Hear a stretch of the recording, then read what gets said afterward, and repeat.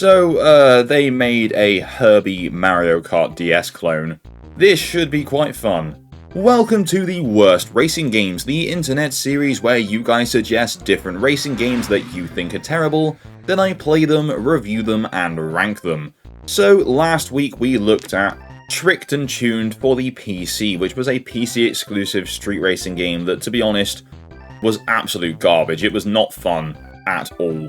This week, the Worst Racing Games wheel has chosen for us Herbie Rescue Rally for the Nintendo DS.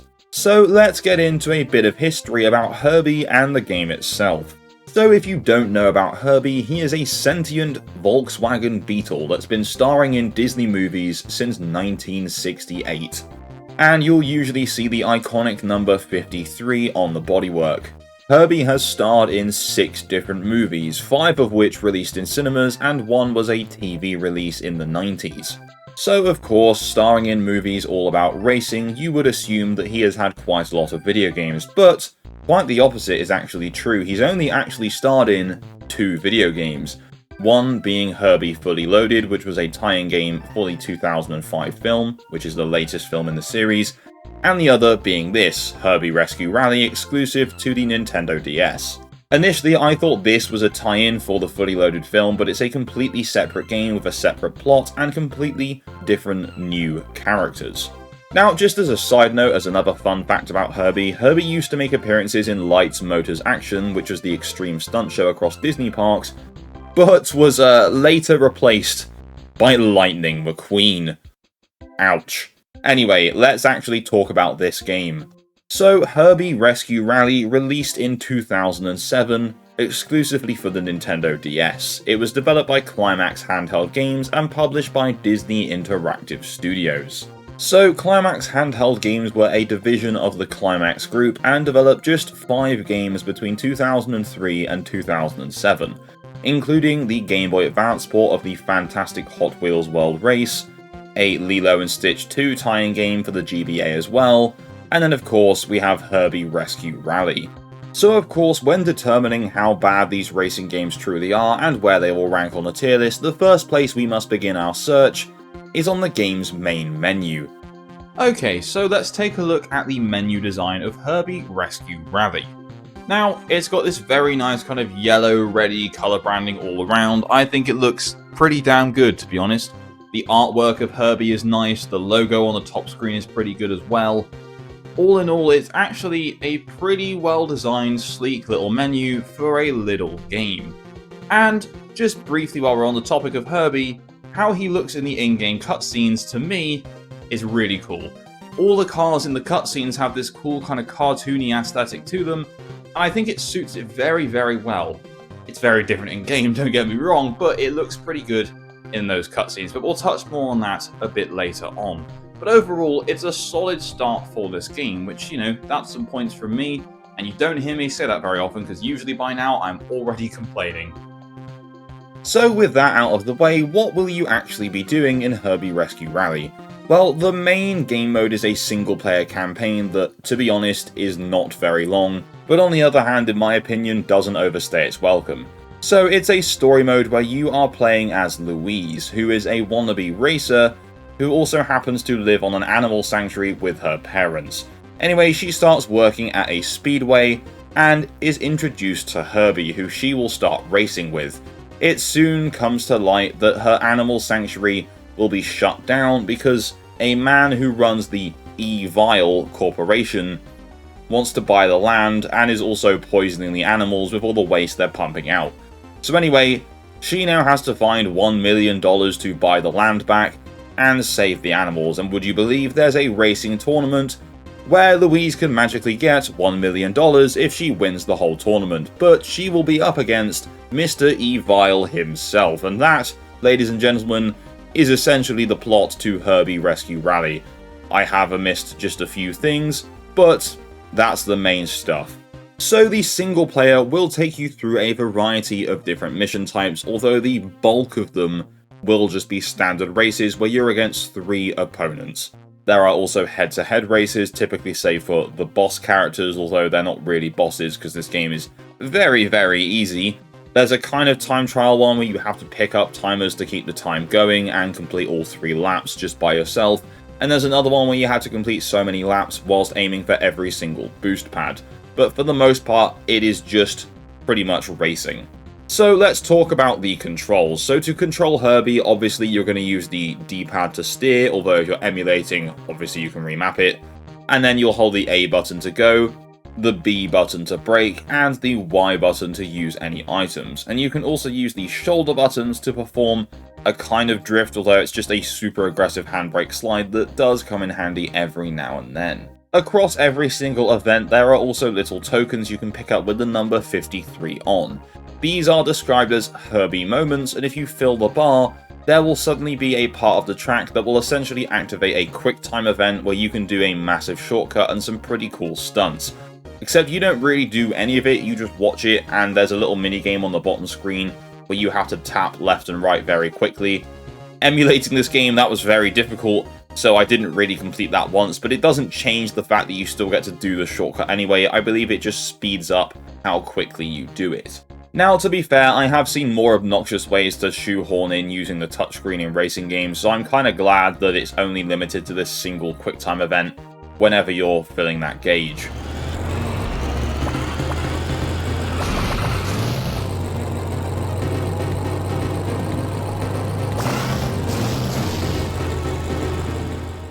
So you're probably wondering where the phrase Mario Kart clone comes into things for Herbie Rescue Rally, and I don't know if you've maybe sussed that out from the gameplay already, but to start with, once the countdown hits 2 at the start, you hold A and you get the boost. There are also items to pick up, including a tyre that doesn't lock on but will knock out an opponent if you hit them, a tyre that does lock on and will still knock out the opponent, a shield kind of item, a kind of bullet bill thing where the car that picks it up does this weird reverse swervy round thing that's kind of fast.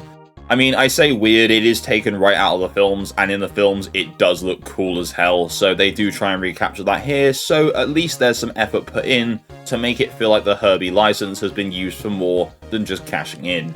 Aside from that, you've also got boosts. If you do the handbrake turn pretty well, you get a boost from that, and also collecting the number 53 tokens give you a little bit of boost as well. So it is very Mario Kart-esque, albeit not the most offensive rip-off I've ever seen. Now, just quickly, if you're enjoying the video, please press like, it really helps out. And if you're new around here, consider hitting that subscribe button as well. It's all super appreciated. Anyway, let's jump back to Herbie. So the game presents you with 3 difficulty options, easy, normal, and hard, but I can confirm no matter what difficulty you're playing on, the game is easy as hell anyway. It makes no difference if you're on easy or hard. The NPC opponent drivers are all useless, especially in some of the more technical tracks later on, where they'll just crash into walls and stuff, crash into you. It's very much a classic case of the NPC drivers having a very strict racing line, where they'll just plow into the side of you if you happen to be in the way, but also at the same time, they somehow deviate from it into walls. Very strange behaviour. In fact, the only level in the entire game that presented me with any kind of difficulty was the very final race, which was a head-to-head with Mr. Evil himself, and that was only because he completely cheesed me out, and on the very final stretch on a straight, I was just about to cross the finish line and he fired a lock-on tyre at me and overtook me on the finish line.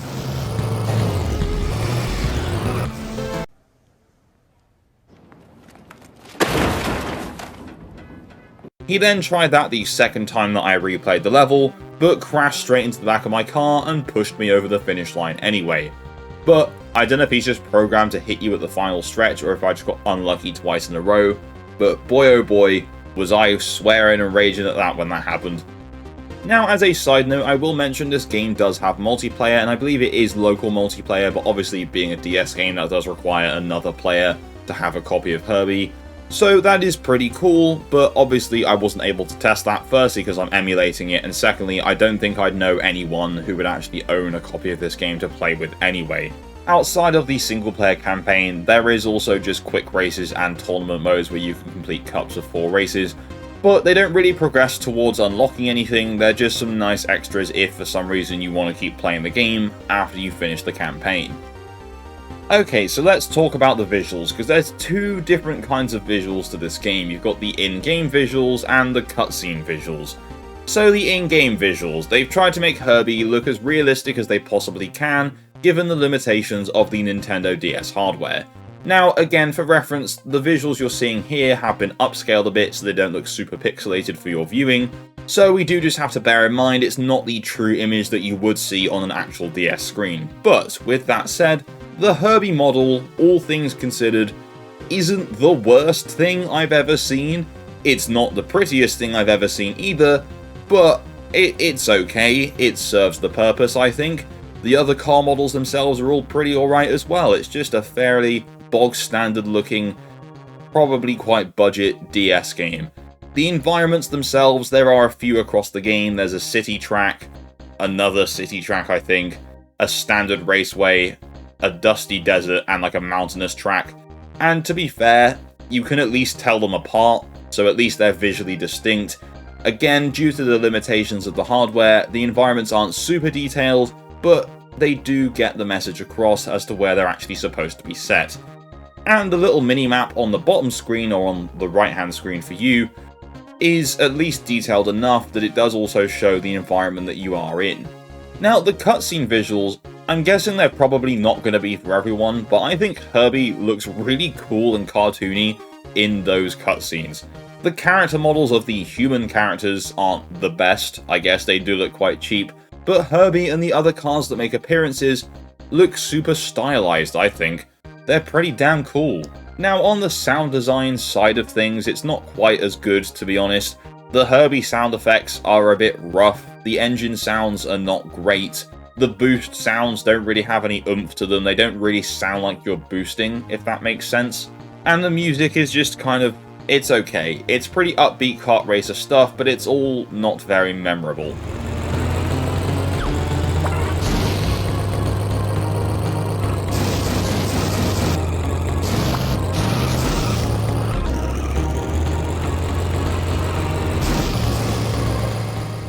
Now, to be honest, given the track record of the Nintendo DS having some pretty egregiously bad racing games, I was expecting to really not like this game, but to be honest, I actually kind of enjoyed it. Now, I did grow up watching Herbie, so I guess there is a little bit of nostalgia there, but the game itself is fairly solid. Don't get me wrong, the NPCs are a bit rough, the visuals aren't the best, but if you take it for what it is, it's actually not too bad of a game.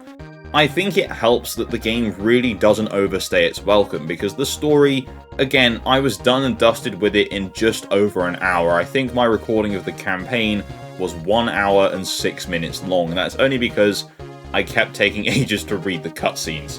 Don't worry guys, I can read. Now, my counter-argument to that length, though, is how much was this game actually retailed for at launch, because I can't find any information about it, and based on the quality of the game, I'm assuming it was more of a budget title that I would hope would have been in the £15 kind of range, maybe less even. But if it was charged at like full price, then this would have been one of the biggest rip-offs of all time. Now, interestingly, if you want to pick up a copy of this game today, at least in PAL regions, well, to get the game complete in box, you're looking at probably like £3 to £4, and new and sealed, only about £6, maybe £8. That's crazy. That's kind of crazy. Now, in terms of critical response, this game actually fared a lot better than I was expecting it to. It currently holds a 71 out of 100 average on Metacritic, with review scores as high as 84 but as low as 50. The user score itself is identical to the Metacritic average of 7.1 out of 10. So, this is one of those rare moments where players and critics actually agree on something. Now, unfortunately, I was not able to find any sales figures for this game whatsoever, so I guess we can assume A, it was probably quite a cheap budget game, and B, it didn't sell very well.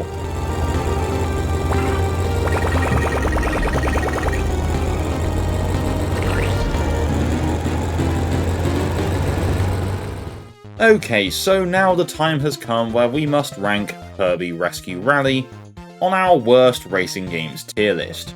Honestly, for what it is, this game is actually alright. It is not bad, it is just not great either. It has its janky moments, the NPC drivers are all rubbish, visually it's okay, it's just a super bang average DS racing game that hopefully didn't cost too much. So, on that basis, I think Herbie Rescue Rally, for me, will be joining the actually not that bad category, alongside the last Nintendo DS game we covered, which was Cartoon Network Racing. I'm really hoping we find another good entry soon, like a proper good entry, because it has been a while. Anyway, let me know in the comments down below, what do you think of this game? Have you played it? Are you going to go and play it? Would you rank it any differently? And as always, if you have a suggestion that you want to see added to that wheel, pop that in the comments down below as well. If you enjoyed this video, please don't forget to leave a like, and if you haven't done so already, make sure you're subscribed to stay up to date with my future uploads. A massive shout out to my Patreon subscribers, you guys are legendary, and all I really have left to say is thank you and goodbye.